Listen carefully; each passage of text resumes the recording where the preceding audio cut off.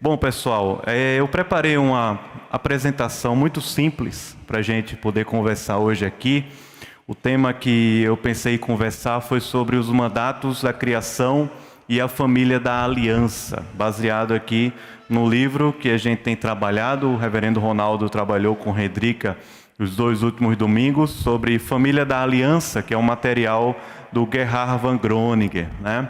E aí eu gostaria de trabalhar essa temática hoje sobre os mandatos da criação e a família da aliança, e no próximo domingo sobre resolução de conflitos, desafio para a gente conversar no próximo domingo, tá bom? Eu não sei se é impressão minha, mas parece que o som está muito alto para vocês. Está muito alto para vocês também? Ou tá bom? Tá alto, é? Tá alto ou tá bom? Eu não sei. Tá bom? Então tá bom, tá alto só para mim, beleza. Olha só, esse momento que a gente tem feito aqui é o seminário de inverno, então eu não preparei uma pregação, tá? Preparei num formato de palestras. Vocês vão poder fazer as perguntas, não sei como eles vão compartilhar aí o QR Code para fazer pergunta, talvez ao longo aqui da palestra eles tiram o PDF, o meu, e bota o QR Code das perguntas, ou manda no grupo de WhatsApp da igreja, tá certo? Aí você pega lá no grupo o link e manda sua pergunta. Ao final eu vou tentar respondê-las, tá joia? Se eu não responder todas, o reverendo Ronaldo faz outra live e responde tudinho pra gente, tá bom? A ideia é a gente bater um papo, a gente conversar sobre esse tema, né? Queria deixar você bem à vontade. Hoje à noite nós teremos o culto, eu vou pregar hoje no Salmo 25, peço que fiquem em oração aí, e a gente vai ter um tempo também à noite, tá bom? Os mandatos da criação e a família da aliança, o que a gente tem visto e aprendido ao longo dos últimos 2 domingos, é no texto de Gênesis, os capítulos iniciais, capítulos 1, especialmente os capítulos 1 e 2, quando o Senhor estabelece ali o conceito do que é família da aliança, o que significa a família da aliança. E esse conceito, ele é resultado da própria identidade de Deus. O nosso Deus, ele é trinitário. Ele é Pai, Ele é Filho e Ele é Espírito Santo. São 3 pessoas, mas há uma unidade. E é exatamente essa unidade que o Senhor estabelece na sua criação e que se aplica aos relacionamentos, especialmente quando o Senhor cria Adão. Em Gênesis capítulo 2 mostra isso para a gente, e diz o texto para a gente que não é bom que o homem esteja só. É uma própria palavra de Deus que ele fala, e diz que vai fazer uma auxiliadora que ele seja complementar, para que ambos possam viver a missão de Deus, aquilo que Deus projetou na eternidade para que eles pudessem viver.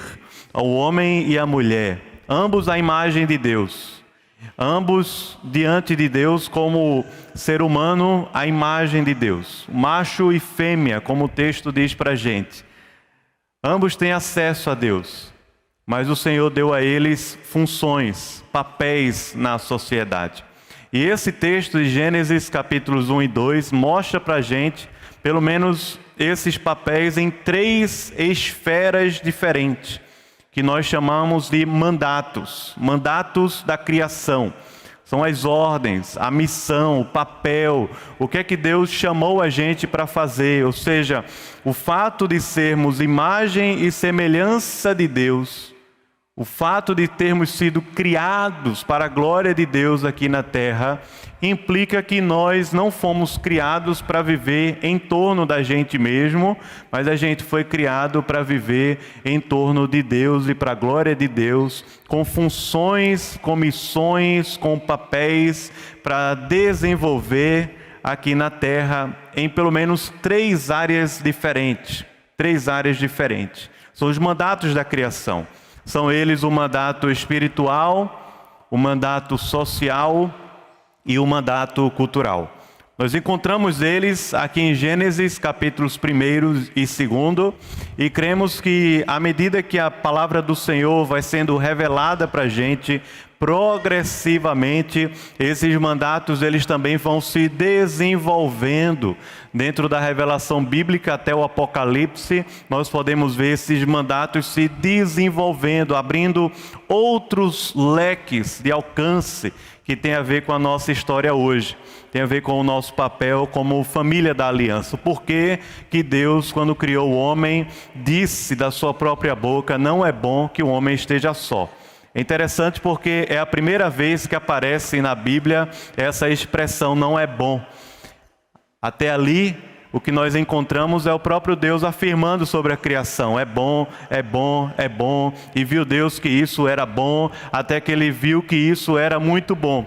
E quando Deus olha para o homem só, é o próprio Deus quem afirma: não é bom que o homem esteja só. Há uma missão, há uma tarefa, há um papel para ser exercido e desenvolvido aqui na terra.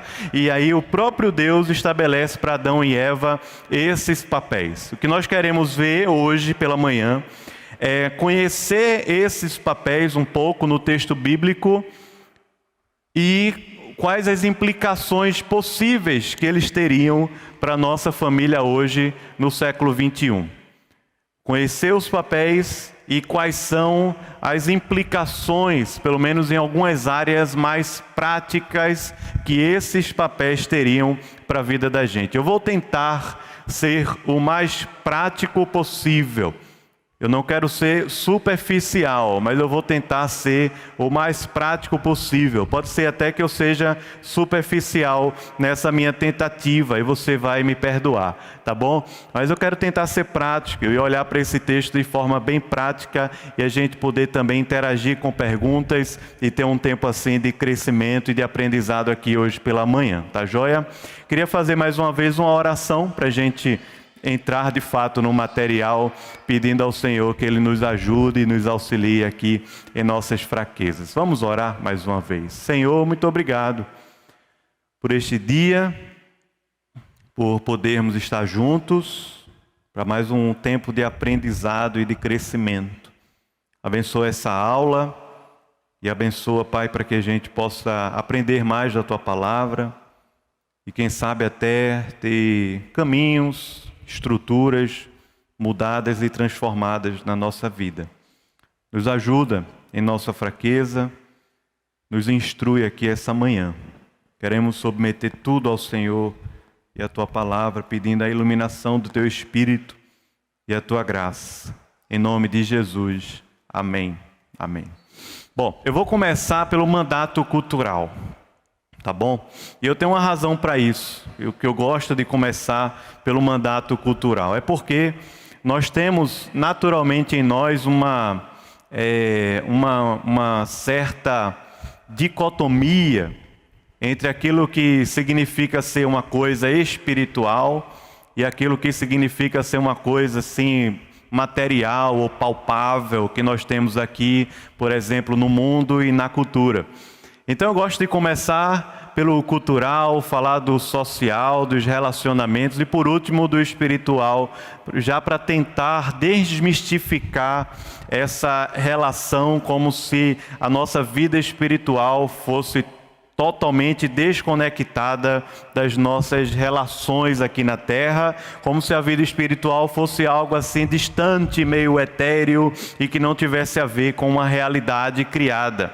O espiritual tem a ver com a realidade criada, é tanto que o primeiro versículo da Bíblia diz para a gente o quê? Primeiro versículo, o que é que diz? Vamos ler? No princípio, os céus e a terra. Primeiro versículo já diz para a gente que é uma realidade palpável, o mundo que é o palco do agir de Deus, e Ele fez isso e faz isso através de nós. Então, mandato cultural, eu queria ler com vocês aqui alguns textos. Gênesis capítulo 1, verso 28 e Gênesis capítulo 2, verso 15. Você pode abrir também na sua Bíblia e acompanhar o que vem antes ou o que vem depois desses textos. Mas no capítulo 1, versículo 28, nós encontramos Deus abençoando a sua criação, ao homem e à mulher que foram criados à imagem de Deus. Eles foram criados com uma identidade clara, eles são a imagem de Deus, e Deus deu a eles uma tarefa. Ele disse: sejam fecundos, multiplicai-vos, enchei a terra e sujeitai-a. Dominai sobre os peixes do mar, sobre as aves dos céus e sobre todo o animal que rasteja pela terra. No capítulo 2, versículo 15, o texto diz para a gente que Deus tomou ao homem e o colocou no jardim do Éden para que ele pudesse cultivar e guardar. Esses dois versículos mostram para a gente que quando Deus criou o homem com essa identidade, a imagem de Deus, Deus deu a ele a tarefa que ele deveria, juntamente com Eva, serem fecundos, multiplicarem-se, encher a terra, sujeitar a terra, dominar sobre toda a criação. E quando Deus coloca eles ali no jardim do Éden, diz que eles deveriam cultivar e guardar aquele jardim. Essas palavras, elas têm alguns significados para a gente. E o texto, como ele é utilizado lá no hebraico. Quando fala sobre ser fecundos, multiplicai, enchei, sujeitai e dominai, o verbo que é utilizado está no imperativo. É uma ordem que é dada, é uma tarefa, é uma missão que nós devemos cumprir. E essa missão tem a ver com o ambiente que Deus criou o homem, um ambiente de abundância, de superabundância. É tanto que as palavras são utilizadas como alguém que vai frutificar, vai tornar-se numeroso, vai encher a terra da sua plenitude, vai dominar e subjugar toda a criação. Ele vai ter domínio e governo. Por isso nós chamamos o ser humano de mordomos de Deus e subregentes da criação, porque Deus confia a todos nós a criação, para que nós dominemos sobre ela, não para que sejamos dominados por ela, mas para que nós dominemos sobre elas.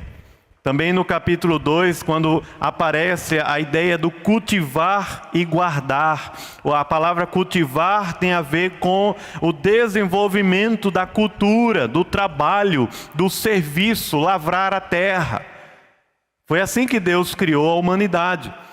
A narrativa da criação, no capítulo 1 de Gênesis, diz para a gente que Deus, em 6 dias, criou tudo, todas as coisas, e no 7º dia, o que foi que Deus fez? Descansou. Há uma proporção estabelecida aqui de 6 para 1. Nós trabalhamos 6 dias da semana e descansamos para contemplar a presença de Deus e sermos renovados por ela. Há uma estrutura criacional aqui. E essa estrutura do trabalho, ela é anterior à queda.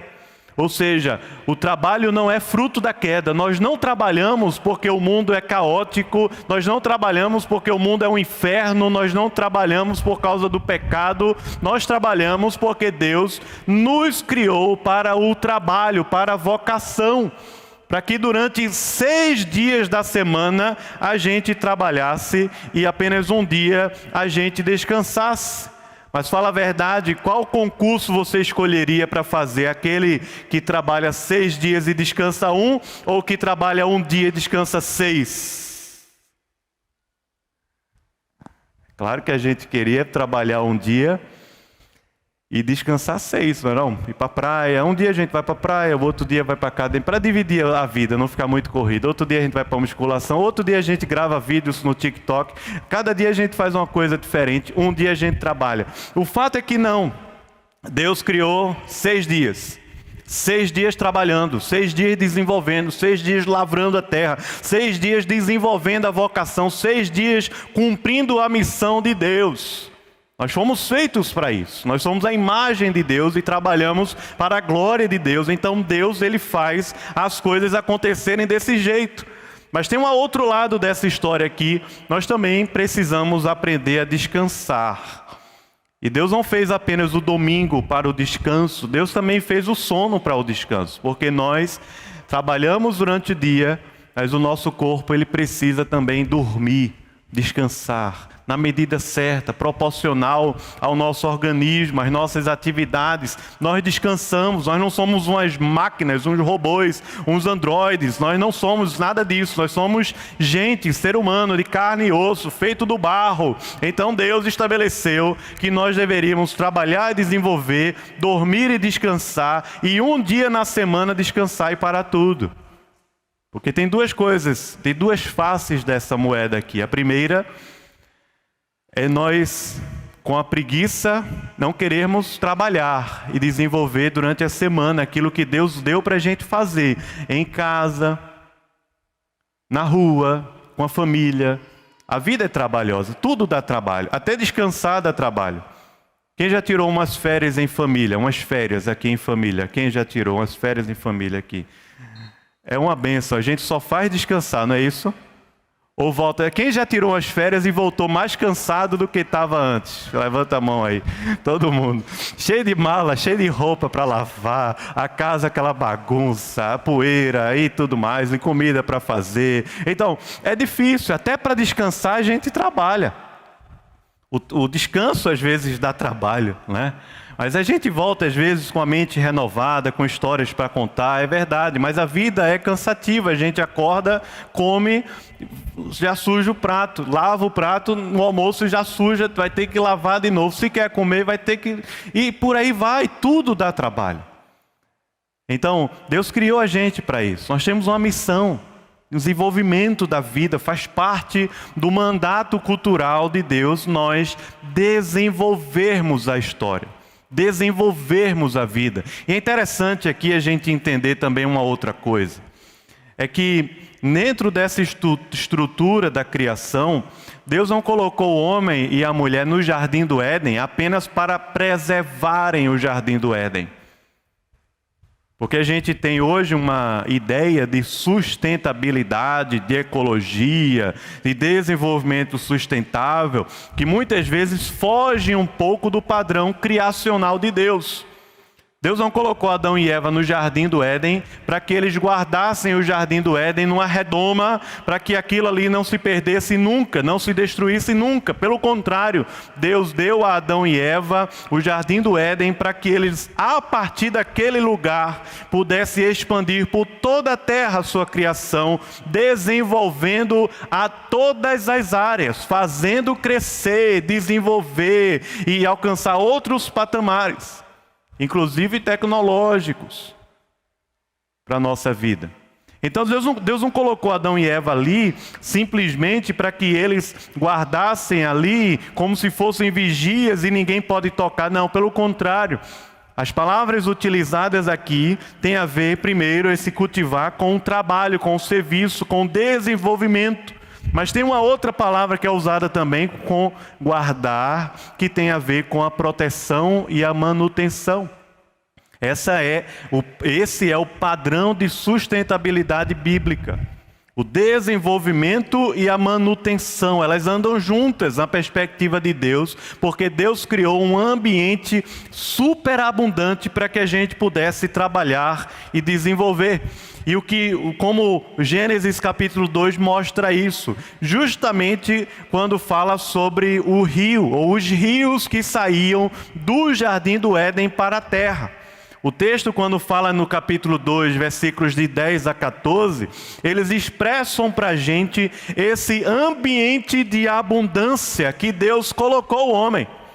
Essa multidiversidade que é a criação de Deus, com tantas formas, cores, com tanta riqueza diferente, com tanto potencial criativo que Deus colocou a gente para viver e desenvolver. Então, no capítulo 2, versículos de 10 a 14, diz que do Éden saía um rio para regar o jardim, e esse rio que saía do Éden, ele se dividia e se repartia em 4 braços. O primeiro chamava-se Pison, é o que rodeia a terra de Havilá, onde há ouro. O ouro dessa terra é bom, diz o texto. Também se encontram lá o bidélio e a pedra de ônix.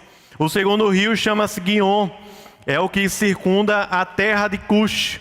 O terceiro rio é o Tigre, é o que corre pelo oriente da Síria. E o quarto rio é o rio Eufrates. Essas expressões, como elas aparecem aqui no hebraico, elas fazem uma poesia maravilhosa sobre um ambiente abundante, que era o ambiente do Éden, onde Deus colocou o homem e a mulher para que eles pudessem se desenvolver. Primeiro diz que há um rio que brilha, que irradia, que ilumina e que queima e que sai do jardim do Éden e se divide para os 4 cantos da terra. Porque toda a terra é minha, diz o Senhor. Toda a terra está debaixo do domínio de Deus, desde a sua criação. Depois, quando chama aquele jardim de Éden, ele está falando que aquele jardim, a palavra Éden tem a ver com prazer, com delícia. Há um prazer, há um deleite estabelecido por Deus na criação. Deus não criou a gente como robôs, como androides, para a gente só trabalhar, executar tarefas e não ter prazer, não ter sentimento. Pelo contrário, Deus nos deu várias partes do nosso corpo, várias partículas neuronais que a gente pode sentir prazer, gosto, gozo pela vida, por coisas simples, desde um abraço até um chocolate que a gente come. Alguma coisa que a gente põe no paladar assim, que dá a gente um prazer tão grande, que tem gente que até chora de emoção. Deus fez assim, é um ambiente abundante, delicioso. Deus colocou o homem lá. Diz que aqueles rios que saem do jardim do Éden, eles saem com cada um com uma característica diferente. Os nomes deles expressam isso. O Pison, que quer dizer aumento, que vai tomar conta da terra. O Guion, que tem a ver com algo que irrompe lá do jardim do Éden. O Tigre, que tem a ver com a ideia de um rio rápido e veloz. E o Eufrates, que traz aí na raiz a ideia de algo frutífero. Um rio sai do jardim do Éden. Há um ambiente superabundante lá no jardim do Éden. Tanto que um teólogo chamado Bruce Waltke, que tem um comentário de Gênesis, lá da editora Cultura Cristã, muito bom.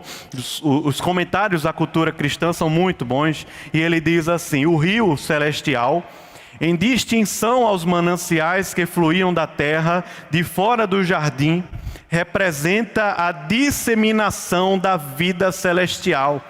Seu abundante suprimento, ele emana do Éden através do templo-jardim e se ramifica para os 4 cantos da terra.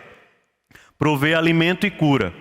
E é símbolo do fluxo da água da vida, a vida que emana do trono do Deus vivo. Esse rio que vem do templo-jardim e emana e se agita para os 4 cantos da terra, como um sinônimo, um sinal da bênção de Deus e da graça de Deus sobre toda a terra. E o que é que Deus falou para o homem? Domina, cultiva, guarda, desenvolve esse negócio aí. De fato, Deus não criou tudo isso e deu a um animal e deu às árvores, ou dividiu esse reino em partes da natureza, uma chamada de mãe sol, de mãe lua, e de mãe e de pai daquilo, não. Toda essa criação, aquilo que Adão e Eva conseguiam ver com os seus olhos, e até aquilo que eles ainda iriam descobrir, como nós até hoje temos ainda descoberto coisas novas nessa natureza gigante que Deus criou, deu para que o seu governo e o seu domínio fizesse parte de todas as esferas da sociedade. A família está no núcleo desse sistema. Deus estabeleceu o homem e a mulher como sua imagem e semelhança para que eles estivessem no núcleo desse sistema aqui no Jardim do Éden. A família, ela tem como um dos seus papéis o ser um agente educacional para a cultura.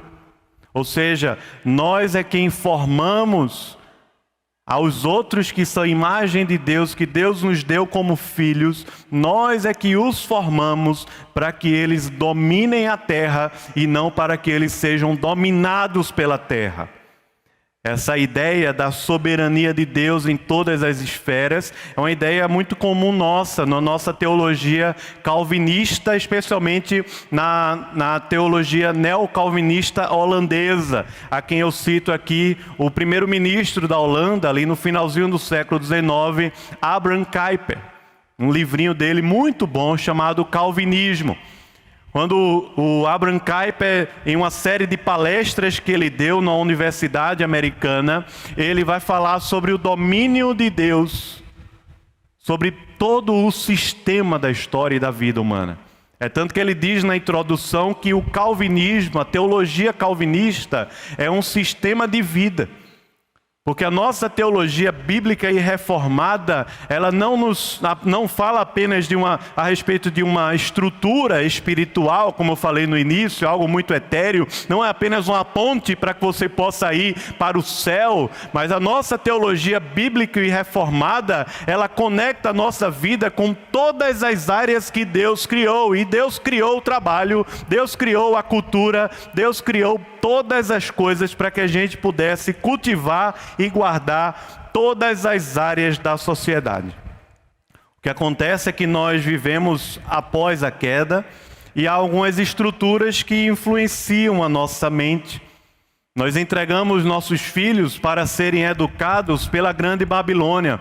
É a escola quem educa o nosso filho, é o Estado quem educa os nossos filhos, é a internet quem educa os nossos adolescentes e jovens, é a vida quem educa os nossos adultos, é o trabalho quem educa a sua mente e o seu coração, é o mercado de trabalho quem rege a nossa vida. Nós vivemos numa sociedade cheia de desestruturas que de alguma forma tentam roubar o nosso coração, roubar a nossa mente daquilo que foi estabelecido na criação para que a gente pudesse viver. Deus colocou você como homem e mulher na terra para que você pudesse ser subregente e mordomo de tudo que Deus criou. E a família é esse primeiro e mais importante espaço de desenvolvimento das potencialidades humanas. Como também é o espaço da gente demonstrar e tratar as nossas fraquezas. Mas não é o tema aqui.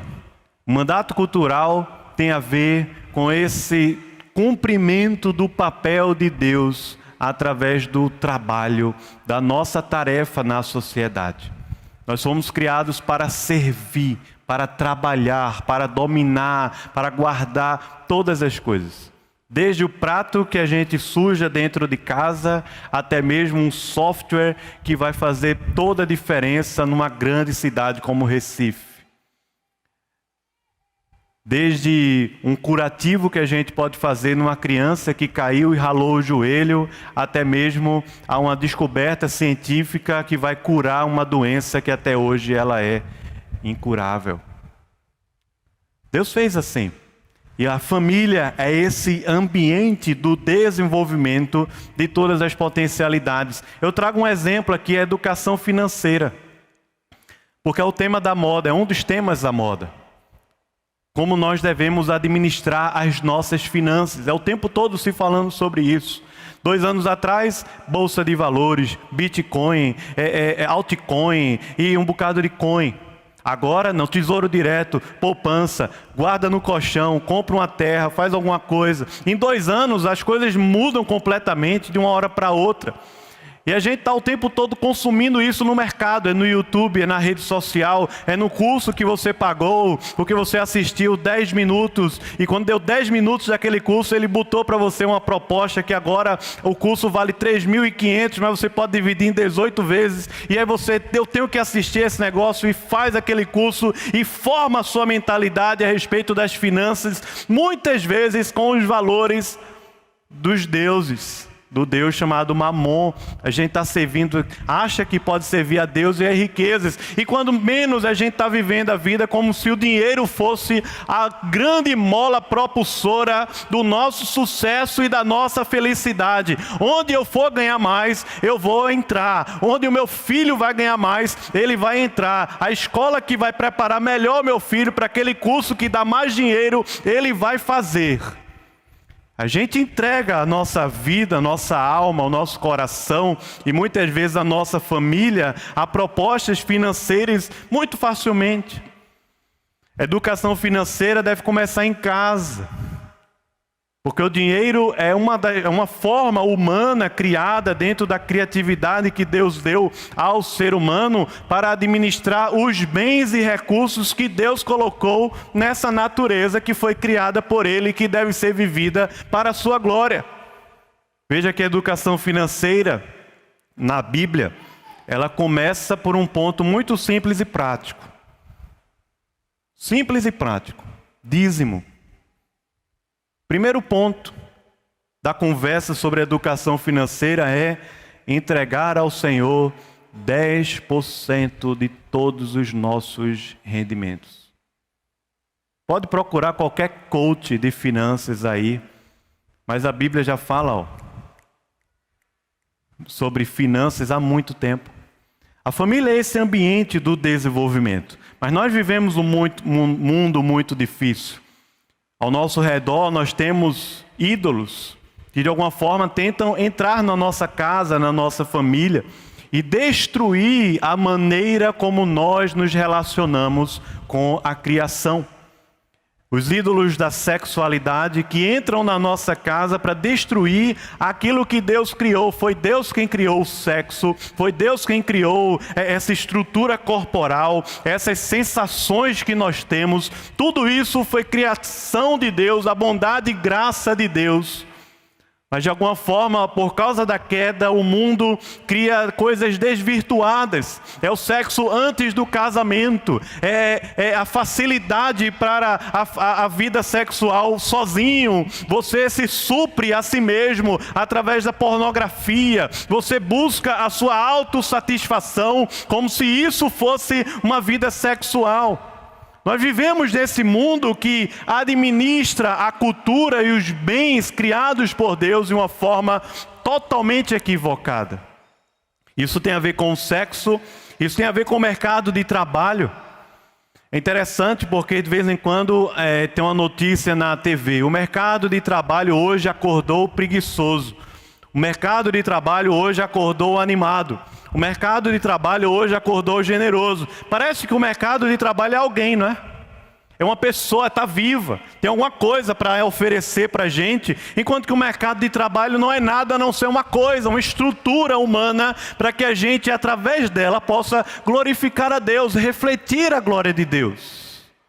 Mas como o mercado de trabalho mexe com a gente? Porque entre fazer um curso universitário que o salário é baixo e um curso universitário que o salário é muito alto, o que é que você acha que a gente vai escolher?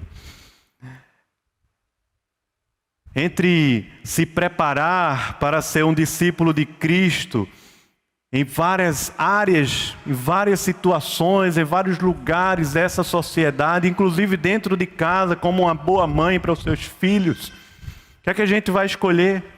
Cuidar da vida, do progresso, do desenvolvimento. É como se a vida da gente fosse uma função linear. Ela tem que estar sempre crescendo, porque se ela der uma baixa, alguém vai notar, alguém vai perceber e as coisas não vão tão bem. O dinheiro, a formação acadêmica, o lar é o ambiente para que essas coisas sejam formadas dentro de nós, dentro da estrutura criacional de Deus. Essas coisas não devem dominar a sua mente, não devem dominar as suas escolhas, não devem dominar a nossa vida. Nós fomos feitos para dominar todas essas coisas. Tudo. O poder, o dinheiro, os recursos naturais, materiais, tecnológicos, a formação acadêmica, o desenvolvimento da vida. Nós somos criados à imagem de Deus para ter domínio sobre tudo isso e não para que essas coisas dominem a nossa vida, o nosso tempo, as nossas preocupações, as nossas escolhas e a nossa agenda. Mas você domina sobre isso.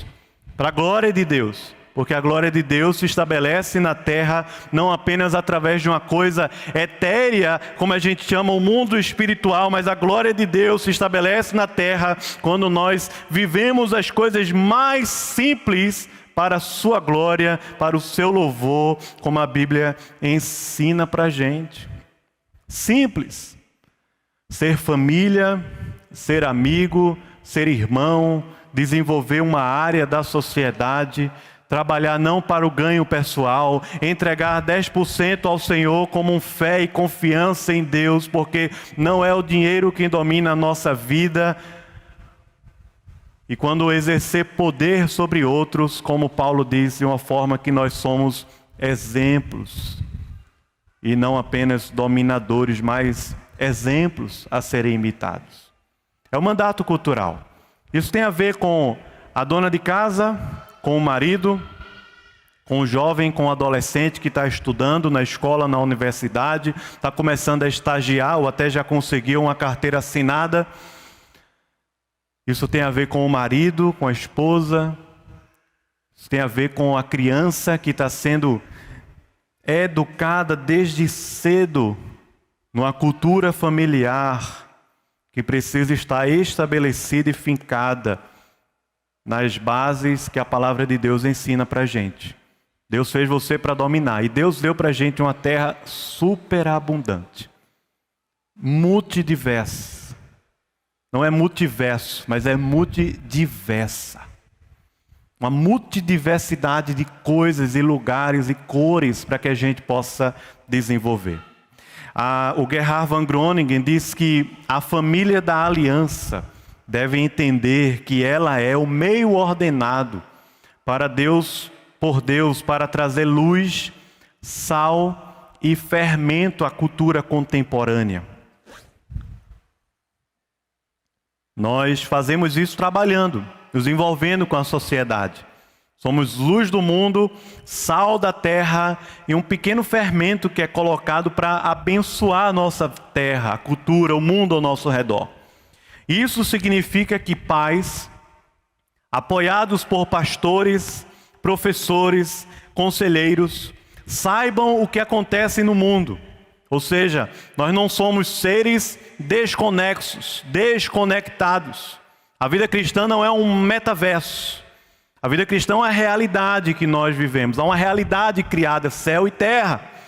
Então nós devemos conhecer o mundo, participar dessa vida de Deus no mundo. Não pertencemos ao mundo, não somos do mundo, mas estamos no mundo com uma missão.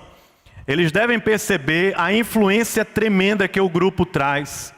Aí a importância de ensinar os filhos a exercer uma pressão que honre a Cristo e a maneira de viver do cristão.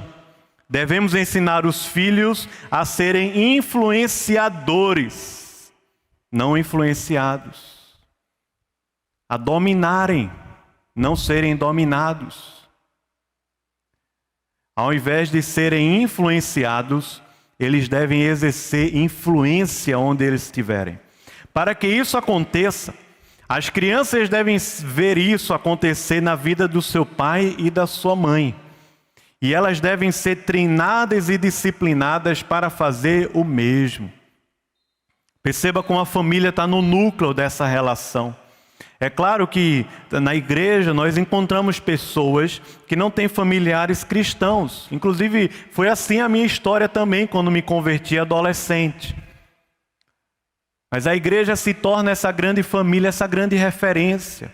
A gente precisa entender, não é bom que seja assim. Não foi para esse fim. A queda trouxe uma desestrutura nos relacionamentos. Mas a família está no centro dessa relação para treinar e ensinar os seus filhos e também para viverem como modelo, como uma imitação dos valores do reino de Deus aqui na sociedade.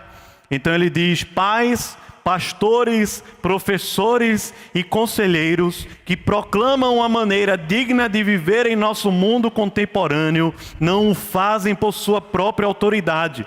É Deus quem nos chama para servi-lo em todas as áreas e em todas as dimensões da vida. Ser fermento na sociedade significa ser obediente ao nosso Criador, ao Redentor e ao Deus que reina. Ser fermento, ser sal da terra, ser luz do mundo, significa ser obediente a esse Deus que reina sobre toda a terra. Segundo ponto, mandato que é chamado de social. O mandato social a gente encontra no mesmo texto que a gente leu, Gênesis capítulo 1, versículo 28. Vamos ler juntos? Você pode me ajudar a ler para acordar um pouco? O que é que ele diz em Gênesis capítulo 1, versículo 28? Essa aqui é a revista atualizada, tá bom? Ele diz o quê? Vamos ler juntos? E Deus...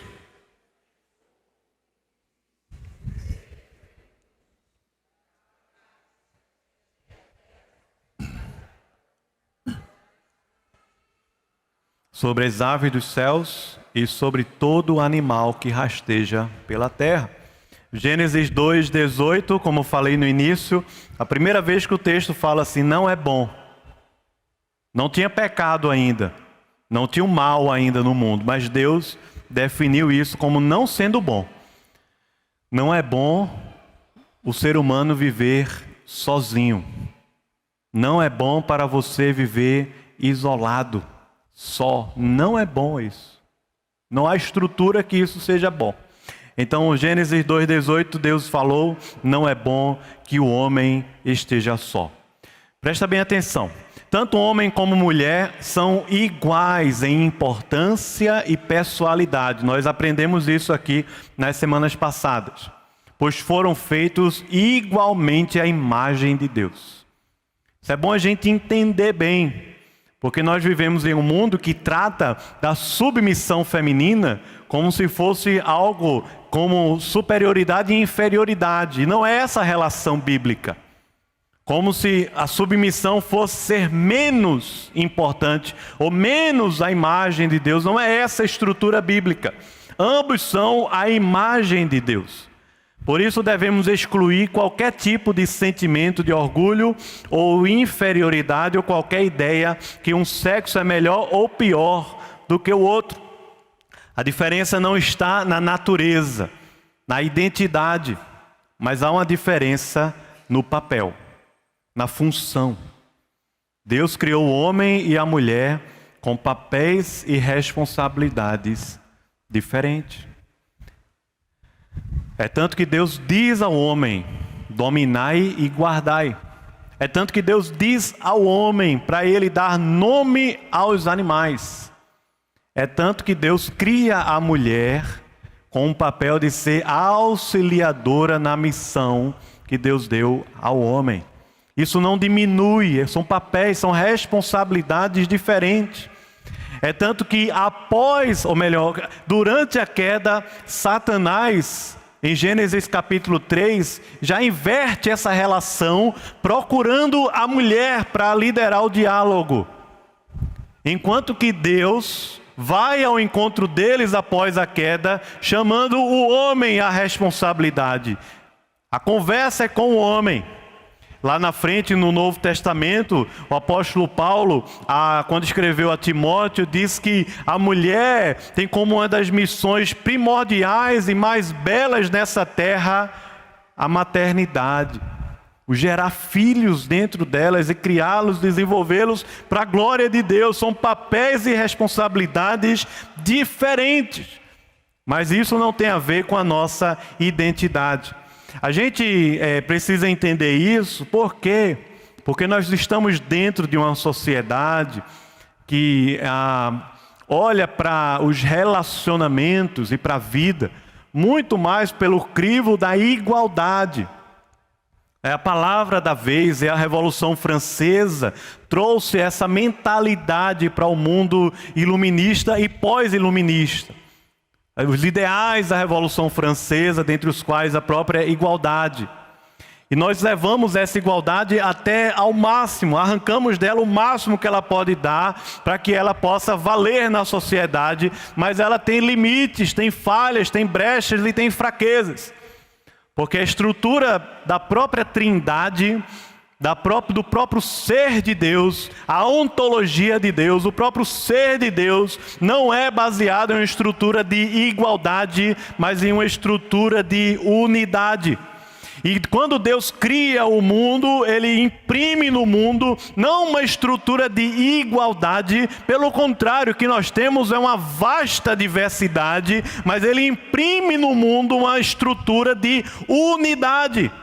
Porque o princípio da unidade trinitária na criação é diferente do princípio humanista da igualdade que nós estamos submersos na sociedade que a gente vive. Desde criancinha na escola, ao adolescente, ao jovem, ao adulto que está trabalhando, nós estamos submersos nesse mundo, nessa cultura. O mandato social não tem a ver apenas com casar e ter filhos, mas o mandato social tem a ver com a multiplicação da imagem de Deus aqui na terra. Multipliquem isso, é o que Deus falou. É claro que isso tem uma implicação direta em gerar filhos, especialmente Adão e Eva. Eles só tinham um ou outro, precisavam gerar filhos para que a terra se desenvolvesse, fosse totalmente dominada e guardada. Mas o mandato social tem a ver com mais a ver com essa multiplicação da imagem de Deus através de relacionamentos saudáveis aqui na terra.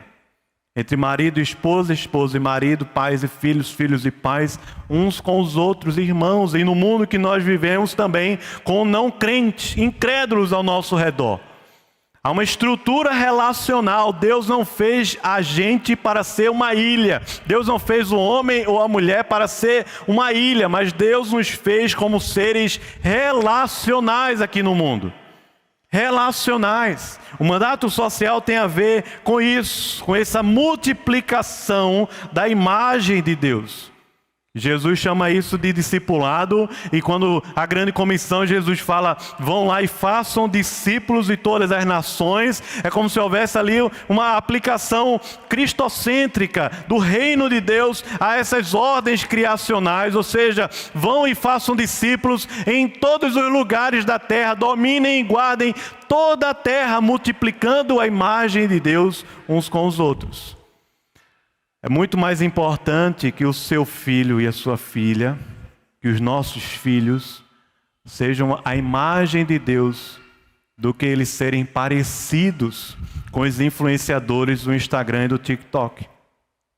É muito mais importante que os nossos filhos sejam a imagem de Deus do que a nossa própria imagem.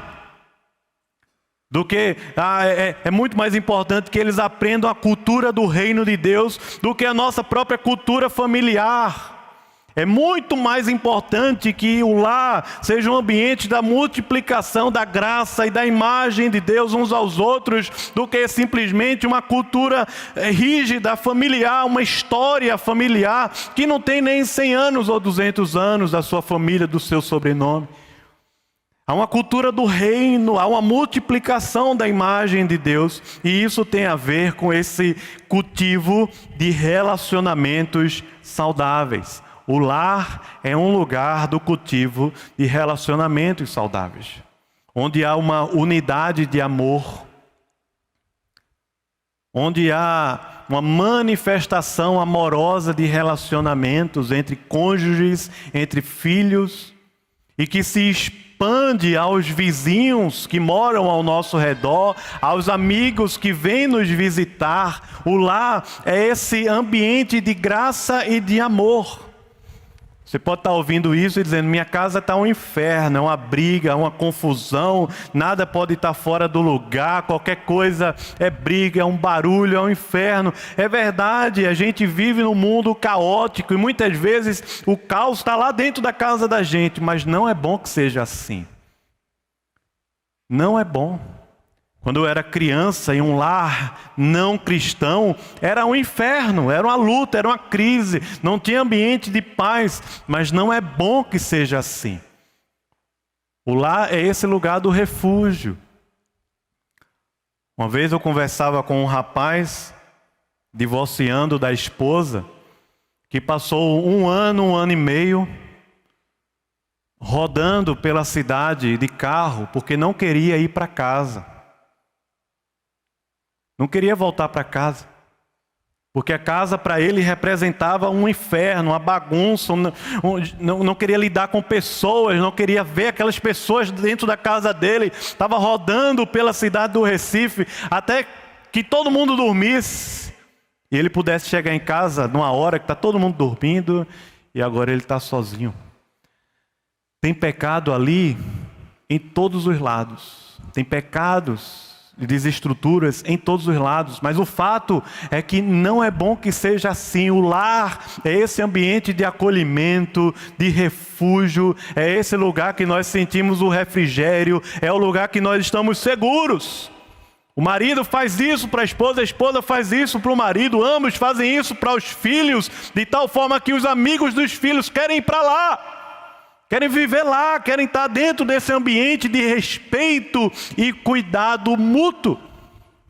Por isso que Deus olhou para Adão e disse: não é bom que você esteja aí sozinho, vou criar uma auxiliadora, há uma unidade. E essa unidade da família, ela multiplica, ela representa, ela reflete o caráter de Deus.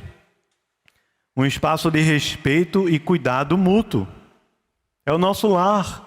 Foi assim que Deus fez. É o mandato social sendo aplicado na nossa vida, mesmo hoje, tanto tempo depois da criação, por sua graça e misericórdia.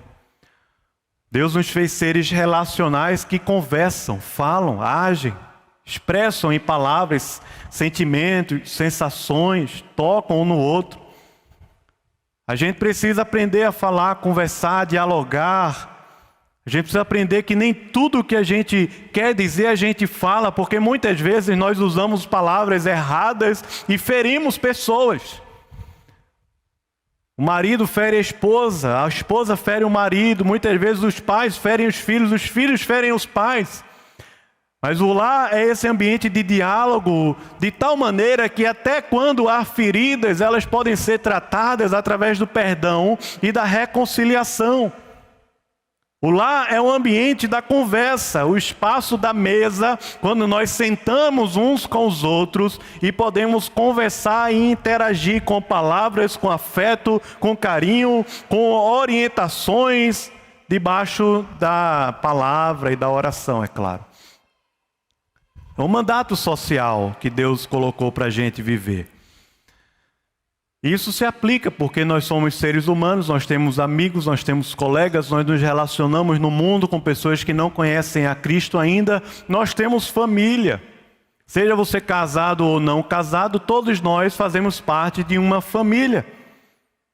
E se você não é casado ainda e mora em um lar que você diz não é crente, é um inferno, é uma loucura, é uma doideira, Deus está te dando a oportunidade de aprender da palavra para que o seu lar seja um ambiente de paz e de aconchego. Não um inferno que ninguém quer ir para casa, mas um lugar do diálogo. O problema é que de um tempo para cá criaram esse negocinho chamado smartphone. Quem tem um celular aqui? Levanta a mão. Quem tem? Não acredito não, todo mundo tem um celular. A loucura esse negócio. A culpa não é dele. A culpa não é dele. Tecnologia não é a culpada pelas nossas tragédias. Não é a culpa dele. Mas o fato é que de anos, pelo menos há 15, 20 anos para cá, nós temos nos tornado cada vez mais dependentes desse negócio. Não é a culpa dele, mas é como se ele avolumasse a coisa. É como se ele pegasse aquilo lá no nosso coração e transformasse em algo gigante. É uma brecha no nosso coração que vai cavando, e aquela brecha se torna uma fenda, e aquela fenda se torna um buraco, e quando vê, a gente está com a cara no abismo.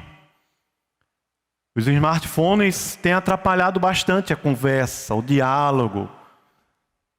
Nós passamos horas com o celular na cara, fazendo nada, passando imagens, vídeos, coisas, informações.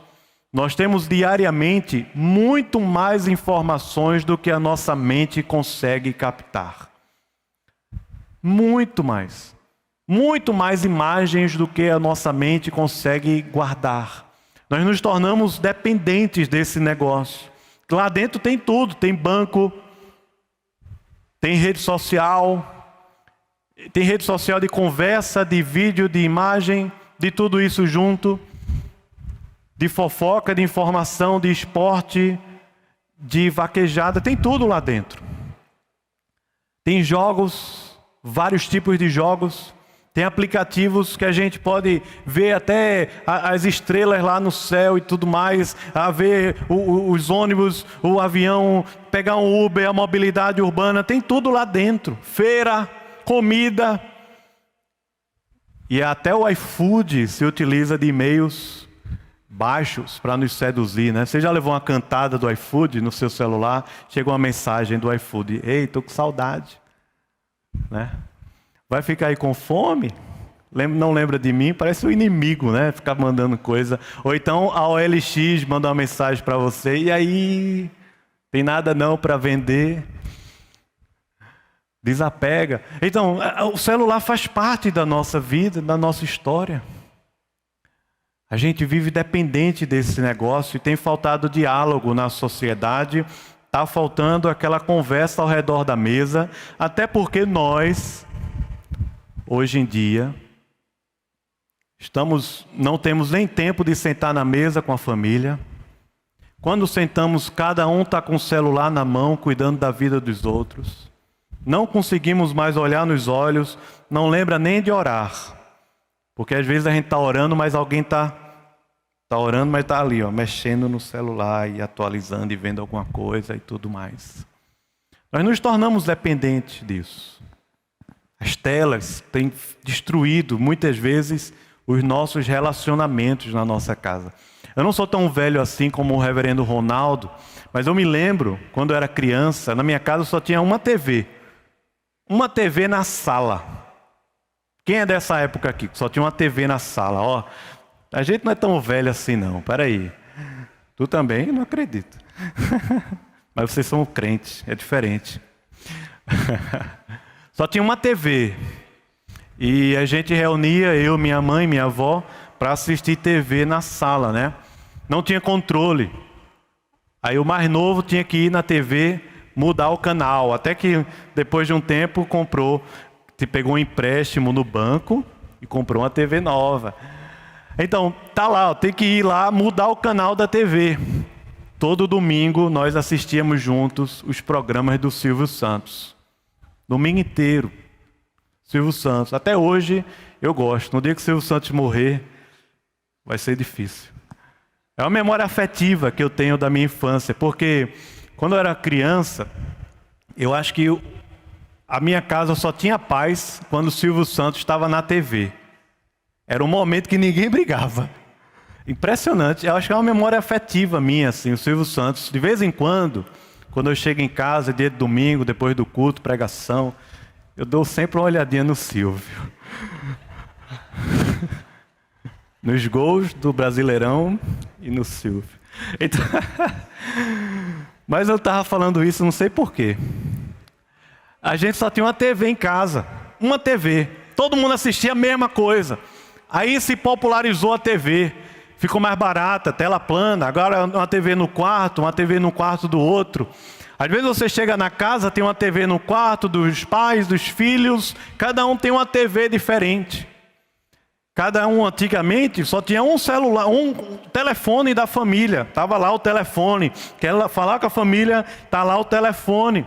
Havia uma ideia social comunitária. Não estou falando que a tecnologia é do capeta, é do diabo, destruiu. Não, eu sou um cara que amo tecnologia, gosto demais de ver avanço tecnológico. Mas o fato é que havia um estímulo comunitário, é um telefone, é uma TV. Hoje em dia o que há é que todo mundo tem o seu celular, cada um tem a sua playlist do Spotify, cada um tem o seu perfil da Netflix, da Disney, da HBO, cada um tem a sua playlist particular e própria e assiste, às vezes no mesmo ambiente, mas cada um está assistindo uma coisa totalmente diferente, com um fonezinho de ouvido e vivendo como se morássemos no mesmo lugar, mas não vivêssemos uma vida comunitária. Como se o mandato social não existisse mais, não fôssemos um ambiente de paz, de amor, de cuidado mútuo, de diálogo, mas um ambiente só para dividir a casa. Minha mãe dizia quando eu era criança que eu só ia para casa para comer e dormir. Você só vem para casa para... Claro que era brigando, né, comigo. Só vem para casa para comer e dormir. Parece que a casa é isso. É tipo uma condicional, né? Você passa o dia na rua com a tornozeleira lá eletrônica e volta para casa para comer e dormir. Porque cada um tem a sua playlist, o seu programa, a sua máquina, o seu celular, a sua internet, o seu fone de ouvido, e nós vivemos vidas individuais. Mesmo estando casado, com filhos, com amigos na mesa, conversando, tomando um açaí. Tem um livro que trata sobre isso, que é esse livro aqui. Eu queria indicar para vocês. 12 maneiras como o seu celular está transformando você, do Tony Henk. Ele esteve aqui no Brasil para a conferência da Fiel, agora em maio, foi em junho, lá em São Paulo. Escreveu um primeiro livro sobre isso, e esse segundo que eu acho que é até melhor do que o primeiro. 12 maneiras como o seu celular está transformando você. Mandato social, a gente está falando implicações da nossa vida. E aqui tem um resuminho do livro que eu vou tentar trabalhar rapidamente. Ele diz assim, são 12 capítulos o livro. É interessante porque ele utiliza-se de uma estrutura da poesia hebraica chamada quiasmo. Não dá tempo da gente entrar em detalhes, mas é como se os capítulos fossem se encontrando uns com os outros, até o centro dele, o meio, a parte mais importante.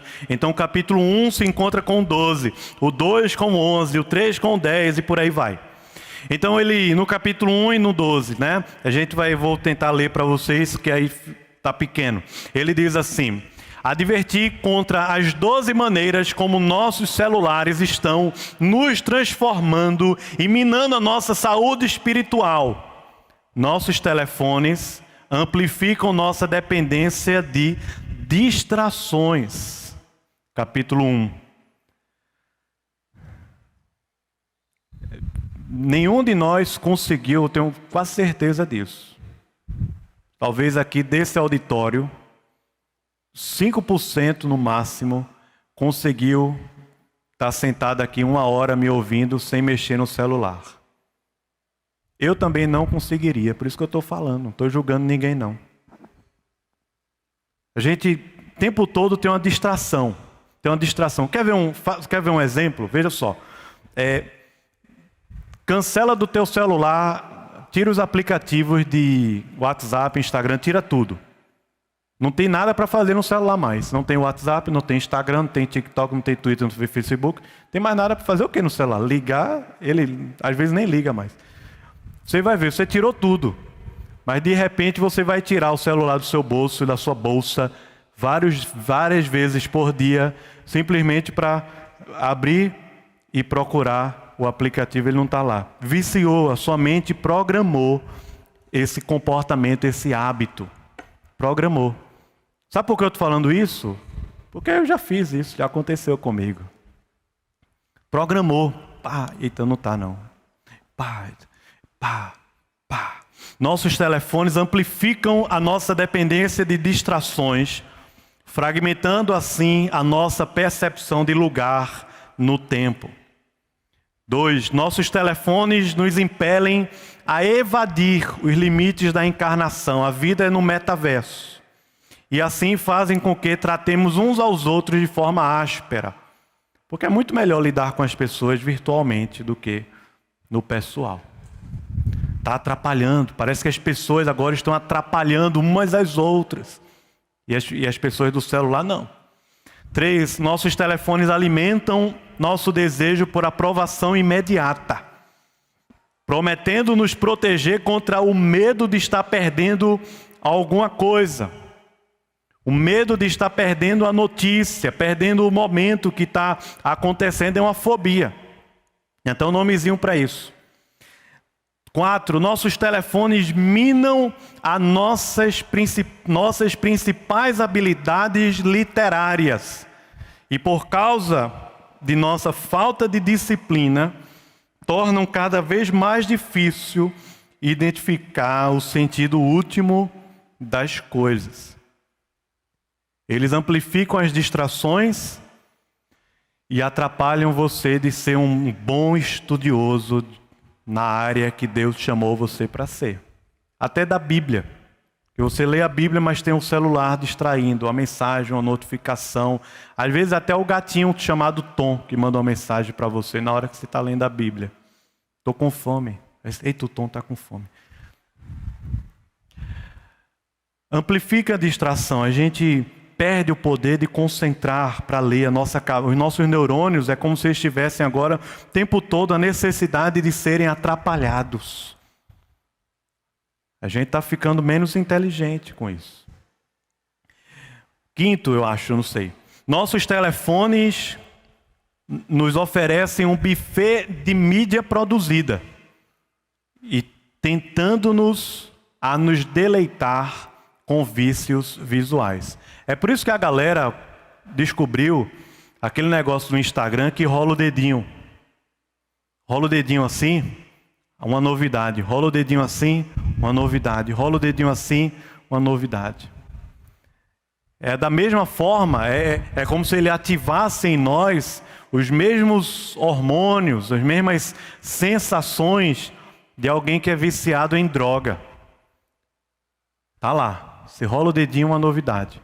Tem um documentário, se você assistiu, você sabe que eu estou falando sobre por causa disso, né? Mas tem outras matérias na internet falando sobre isso, estudos falando sobre isso. O documentário é O Dilema das Redes Sociais, né? Ele diz aqui, por último, o Tony Hank: nossos telefones ultrapassam e distorcem a nossa identidade, tentando-nos ao isolamento insalubre e à solidão. A identidade ela vai sendo fragmentada e distorcida e você vai se tornando cada vez mais sozinho. Sabe quais são os conselhos que ele dá? Primeiro, bota o celular longe da mesa. Segundo, não dorme com o celular do lado. Terceiro, estabelece limite no uso do celular diário, dos aplicativos. Ele vai trabalhar no final uma série de coisas práticas para que a gente viva. Porque de fato o problema não é o celular, mas o fato é que o celular tem sido um refúgio muito ruim, que tem distraído as nossas relações familiares e pessoais na nossa sociedade. A casa é um ambiente da missão e da hospitalidade. Veja o que Paulo fala em Romanos 12: compartilhai as necessidades dos santos, praticai a hospitalidade. Mandato social implica em hospitalidade também. Nós vivemos para abençoar em família uns aos outros. Convidar pessoas para sua casa para almoçar, para jantar, para tomar um café, para conversar. Porque é bom, a comida dá esse ambiente, a bebida. Você toma um cafezinho, está conversando, um chocolate quente é uma maravilha. Acolhendo pessoas, inclusive pessoas que não têm familiares crentes, não têm referências. Mas quando vão na sua casa e veem a sua família vivendo a vida comum, não é viver aquele negócio, né, de casa-cor, de revista Caras, que só pode chegar em casa, tem que estar tudo certinho, tal, não sei o quê. Não, chegou na sua casa e viu a bagunça, o lençol em cima do sofá, para que ninguém bote o pé no sofá, a cadeira, a mesa cheia de coisa. Parece que a mesa é o lugar que você bota tudo. Bota celular, bota livro, bota cachorro, papagaio, tudo em cima da mesa. Chegou a bagunça, a TV está de um lado, o DVD do outro, e por aí vai. A cama que o não fez, o menino não faz a cama, porque ele vai dormir de novo. Ele diz: por que eu vou fazer a cama se eu vou dormir de novo hoje? Então a casa está uma bagunça, a louça para fazer lá, para arrumar, para organizar, uma pilha de prato. Mas a pessoa entra na sua casa para partilhar da vida normal e comum. E não da vida da casa cor, tem que estar tudo organizadinho, né? Tira o lençol do sofá para que fulano possa sentar no sofá. Não, vida normal, vida comum, diária, para a prática dessa vida comum. O lar é um ambiente da hospitalidade. Por último, e mais rápido e prático, Gênesis capítulo 2, verso 3, Gênesis capítulo 2, verso 7, Gênesis 2, 16 e 17, o mandato espiritual. Há uma ordem estabelecida na criação a respeito da nossa relação com Deus. Diz o texto: e abençoou Deus o dia sétimo e o santificou, porque nele descansou de toda a obra que como Criador fizera. 2:7. Então formou o Senhor Deus ao homem do pó da terra, e soprou nas narinas o fôlego de vida. E o homem passou a ter vida, ser alma vivente, por causa do sopro de Deus. Há uma dependência de Deus aqui, uma referência estabelecida. E o Senhor Deus lhe deu esta ordem: de toda árvore do jardim comerás livremente. Ou seja, tem uma abundância para vocês comerem. Tem árvore para tudo que é tipo de coisa para vocês comerem aí. Muita. Mas tem uma que vocês não podem comer: da árvore do conhecimento do bem e do mal não comerás, porque no dia em que dela comeres, certamente morrerás. Veja o mandato espiritual descrito aqui no capítulo 2. Primeiro, há um dia do descanso. Tem que respeitar isso. Você tem que respeitar isso enquanto ser humano, enquanto família e também enquanto cidadão nessa sociedade. O seu negócio, a sua vocação no mundo. Tem um dia que Deus falou: a gente tem que parar. Tem que parar. Nos Estados Unidos, quando eu passei esse período lá sabático, conheci uma rede de restaurantes chamada Chick-fil-A. Uma rede assim, gigante, nos Estados Unidos, de comida, sanduíches, fast foods. Os donos são crentes e eles não abrem dia de domingo. Tem dentro de um shopping que a regra não para, é 24 horas, não para. Mas é o único restaurante no shopping que não abre dia de domingo.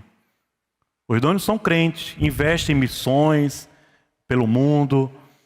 O ambiente é um ambiente diferente de acolhimento, de hospitalidade. Impressionante o negócio. Eu sei que tem áreas na sociedade como que envolvem a vida dos outros, como um médico que está salvando vidas e que tem uma função ali na sociedade. Muitas vezes o plantão cai no domingo, tem situações que são exceções, mas o fato é que Deus estabeleceu na criação uma ordem. Nós devemos trabalhar e descansar. E descansar não é estar em casa para assistir o Globo Rural, para assistir o Globo Comunidade, para assistir pequenas empresas, grandes negócios, esporte espetacular. Eu vou falar mais, vocês vão dizer que eu estou ligado, né? Só assiste Globo, né? Tá bom. Então eu nem sei os da Record. Aí tem um jogo de futebol, aí tem um negócio, aí tem um... Não, peraí, gente. Dia do Senhor é para a gente estar comunitariamente descansando, contemplando. É para descansar também, é para exercer a misericórdia, é para ter as forças renovadas, mas é para a gente contemplar a criação. É um mandato espiritual, uma ordem, a gente precisa entender isso. E isso é responsabilidade sua, enquanto homem da casa, de estabelecer essa cultura, para que a sua família não trabalhe no dia do Senhor e os seus servos também não trabalhem, como diz em Deuteronômio. Os servos, as pessoas que estão debaixo da sua autoridade, elas sejam estimuladas também a guardarem o dia do Senhor. Há um mandato espiritual, há uma vida espiritual para ser desenvolvida. Deus fez você ter o referente, Ele sopra em nós o sopro de vida. Nós existimos em Deus e para Deus. Nós só existimos por causa de Deus. Ele é o nosso fôlego. E a ordem é muito simples. Comerás, comerás, morrendo, morrerás. É impressionante. É como se você fosse para um rodízio. Tem isso, né? Hoje em dia é assim. Você vai para um rodízio, num restaurante, sushi. Eu gosto de sushi. Aí vai para um rodízio. Aí chega no rodízio, você vai para comer, para destruir. Você vai para destruir, matar, roubar e destruir aquele restaurante. Então você vai, pagou caro aquele negócio, chega lá no restaurante, manda descer, desce, desce, desce. Agora, tem um tipo de sushi que só desce 6 coisinhas por pessoa. E é o que você mais tem vontade de comer, fala a verdade. Ou então tem uma coisa lá na carta que não está no sushi, mas é o mais gostoso, é o que chama mais atenção da gente. Dá uma raiva, não dá uma injustiça, esse mundo ingrato que nós vivemos. Às vezes você vai num zoológico, a gente já foi em um zoológico, uns parques, umas coisas assim, você paga caro para entrar, mas quando entra naquele parque, naquela coisa, tem um bocado de coisa lá dentro que tem que pagar mais ainda para fazer. Aí você fica com a raiva, o negócio, tá tudo para você se divertir, mas tem uma coisa lá que não pode, ela chama atenção. É o que Deus falou para Adão e Eva, olha, tem tudo para vocês, tudo. Só tem uma, que é a árvore do conhecimento do bem e do mal. No dia que você comer, você vai morrer. Certamente morrerás. Morrendo morrerás. A morte passará a habitar sobre a face da terra. O fato é que em Gênesis capítulo 3, nós já temos a história da redenção e nós vivemos o outro lado dessa história. Por isso o lar, ele também é o ambiente do desenvolvimento da vida espiritual. O lar é o ambiente do desenvolvimento da vida espiritual. É o ambiente do treinamento bíblico. Não pensa que a sua família vai bem porque passou no concurso, porque passou no vestibular, porque ganhou mais dinheiro, porque ganhou no sorteio, está ganhando tudo. Não pensa que a sua família vai bem simplesmente porque tem casa, tem comida, tem um bom emprego, tem um bom salário, tem até Netflix. Não pensa que a sua família vai bem porque tem todas essas coisas, não. Tem algo muito mais importante que dá sentido a todas as outras coisas que são fugazes, passageiras e efêmeras. É a presença de Deus. O lar é um ambiente de adoração, de devoção e de oração. O lar é um ambiente onde deve haver ensino e discipulado. Estímulo ao culto, a um tempo de ensinar a Bíblia aos filhos. De ter um grupo até na sua casa durante a semana que você convida os vizinhos para que eles façam parte disso. Sabia que no passado, especialmente por causa das relações na cidade entre vizinhos, mudou bastante, né, nos últimos anos. Mas muitas igrejas no passado começaram através de uma família que foi morar numa cidade e chamava os outros para o culto familiar, e a igreja nascia naquele lugar que não tinha igreja nenhuma. Muitas igrejas foram plantadas por causa de famílias que nem eram necessariamente pastores ou missionários, mas que eram crentes, que tinham culto familiar, convidavam os vizinhos, quando menos já tinha ali uma igreja formada. Precisando até de um pastor muitas vezes para ir lá e pastorear. O lar é o lugar do ensino. Deuteronômio capítulo 6 diz que tu inculcarás a teus filhos e delas falarás em todo o tempo. Assentado na tua casa, ou seja, em um ambiente formal, em um momento onde o ensino bíblico acontece, mas também no cotidiano, de forma espontânea, andando pelo caminho, por onde vai, ao deitar-te, ao levantar-te, ou seja, em todo o tempo é uma oportunidade de haver um ensino bíblico no lar. Ensinar a cultura do reino para os seus familiares, para os seus filhos, para que a cultura do mundo, da cidade dos homens, não seduza o coração deles. Como não seduz o nosso coração também. O lar é um ambiente onde os pais são chamados por Deus para serem modelo de vida espiritual. Imagina o seu filho diz para você assim, que não quer ser igual a você. Isso dói no coração, não é não? O fato é que tem muitos filhos que conhecem os pais como trabalhadores, como briguentos, como brabos, como chatos, como doutor, como professor, como tal, engenheiro, como dona de casa, como uma boa cozinheira, como um bom churrasqueiro, como um bom cozinheiro. O filho conhece o pai por uma dezena de adjetivos, mas nunca viu você lendo a Bíblia, orando. Nossos filhos precisam conhecer a gente como homens e mulheres que buscam a Deus, que oram, que leem a Bíblia e que vivem a vida ao redor da palavra de Deus, como seres teorreferentes. Faz parte do papel social, do papel espiritual na família, também a disciplina. A disciplina física e aos que são adultos, as conversas sem fim, né? Os que são adultos, talvez adolescentes ainda, mas os adultos, os que passaram de 18 anos e moram na casa dos pais ainda, estão debaixo da autoridade dos pais. Tem que ouvir mesmo o sermão. Então, faz parte a disciplina. A vara e a disciplina dão sabedoria, mas a criança entregue a si mesma vem a envergonhar a sua mãe. O lar é o ambiente do limite, não é a escola não. Olha, eu fico com tanta raiva, vou dizer aqui, eu tenho raiva na igreja. Tá gravando, é? Tá. É quando uma mãe diz assim, menino, te comporta, o pastor tá olhando. Já aconteceu isso ou não? Já viu? O pastor vai brigar, o pastor vai brigar. Aí eu digo, não vou brigar não, vou brigar. Parece que o pastor é o pastor que tem que disciplinar o filho. Faz isso com o professor também. É o professor que tem que disciplinar o filho. É meio maluco isso, mas tem muito pai e muita mãe que está vendo o filho ser disciplinado hoje pela polícia na sociedade. É a polícia que está dando um jeito. Às vezes até os malandros estão dando um jeito no presídio. E não dá jeito, você sabe que isso aqui eu estou falando em um tom bem pejorativo e brincalhão. Não dá jeito, porque o que está faltando é limite. Você tem que botar limite no seu filho, em casa.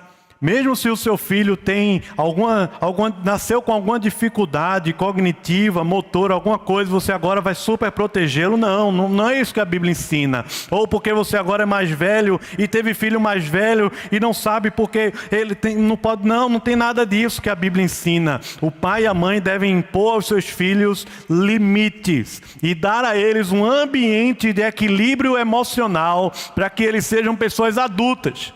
Porque sabe o que a gente está lidando hoje? É com um bando de gente grande que quer ser adolescente. Quer ser grande, tem 20 anos, tem 30 anos, tem 40 anos, mas age como um adolescente.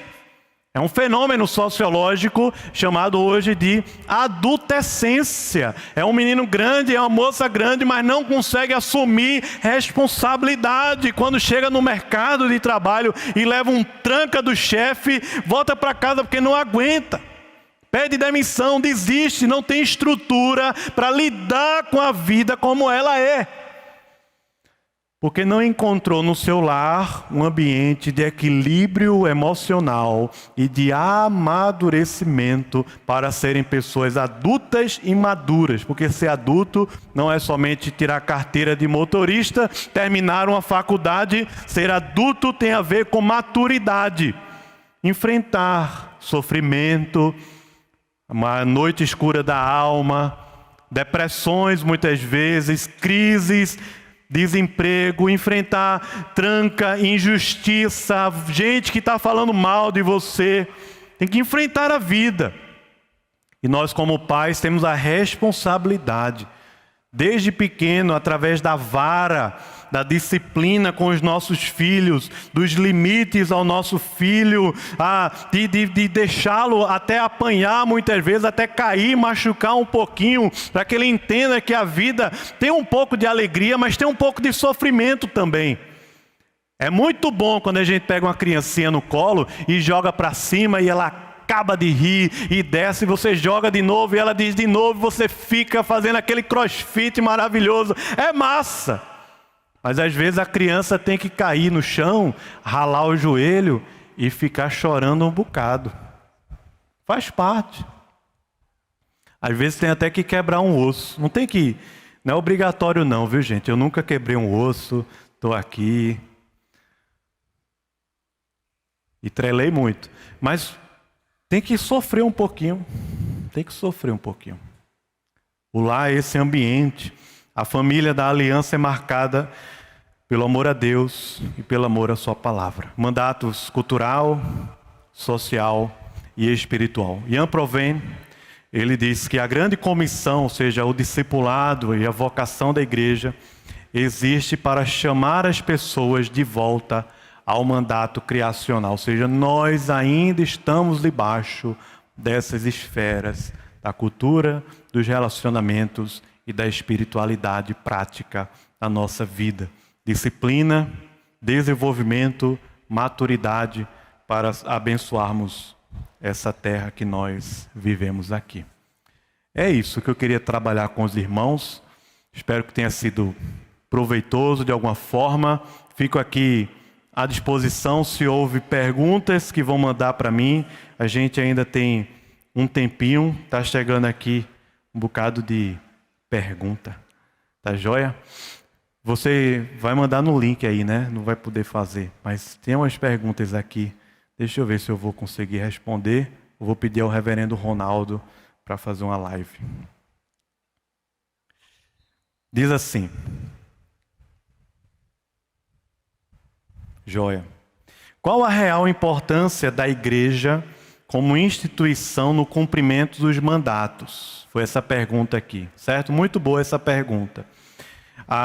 Eu gosto de dizer o seguinte, que há na Bíblia dois corpos, duas instituições que têm uma mesma linguagem. São muitos e um só. Quais são eles? É a família, é o casamento e é a igreja.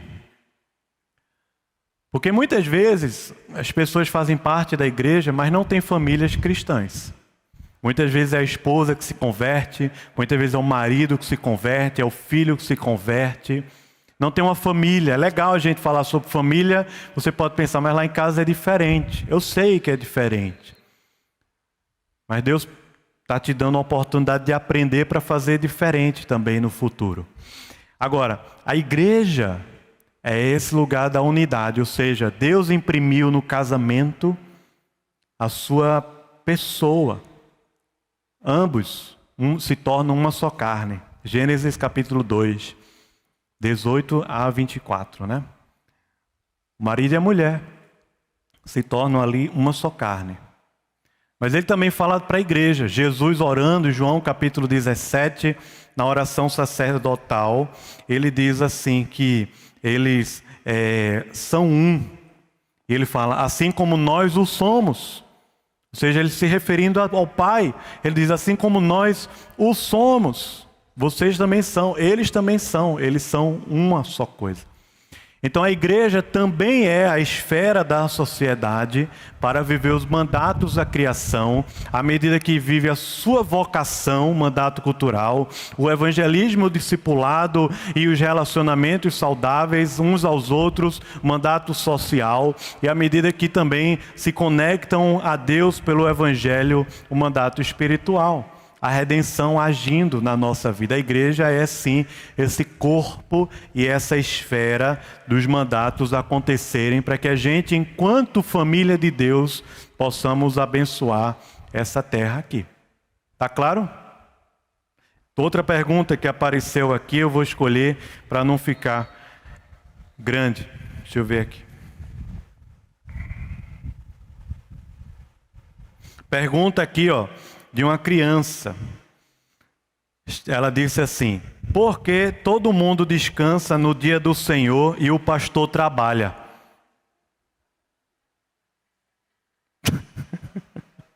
Eu não sei responder, eu estou tentando responder essa pergunta.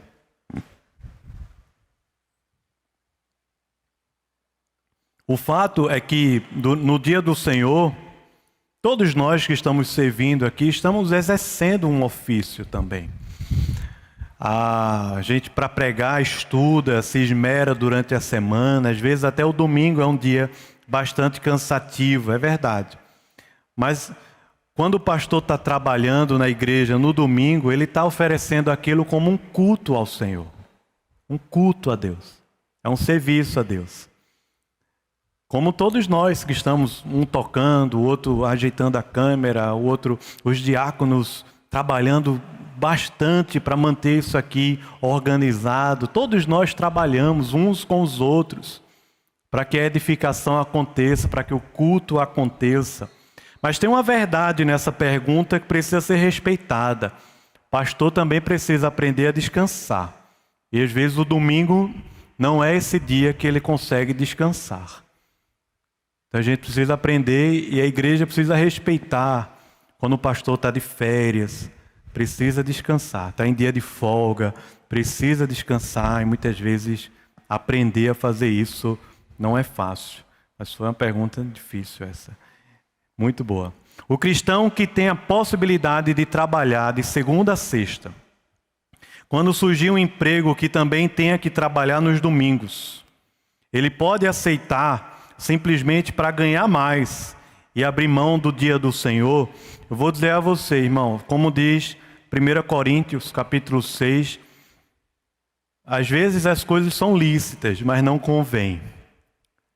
E é justamente uma escolha dessa que a gente faz na vida que leva a gente a grandes tropeções no futuro. Quando a gente inverte o valor. Se eu trabalhar ali, eu vou ganhar muito, minha família vai se dar bem. Por quê? Porque eu vou ter melhores recursos tecnológicos na minha casa, vai ter Wi-Fi agora, Alexa vai fazer tudo na minha casa, eu vou construir, eu vou viajar, eu vou comprar muito carro, eu vou ter isso, eu vou ter aquilo outro. É verdade, beleza. Mas é muitas vezes essa brecha que você abriu que vai se tornar um abismo na sua casa. Nós não trabalhamos para ganhar mais dinheiro. Nós não aceitamos propostas porque elas pagam mais. Não é assim que nós cristãos somos chamados.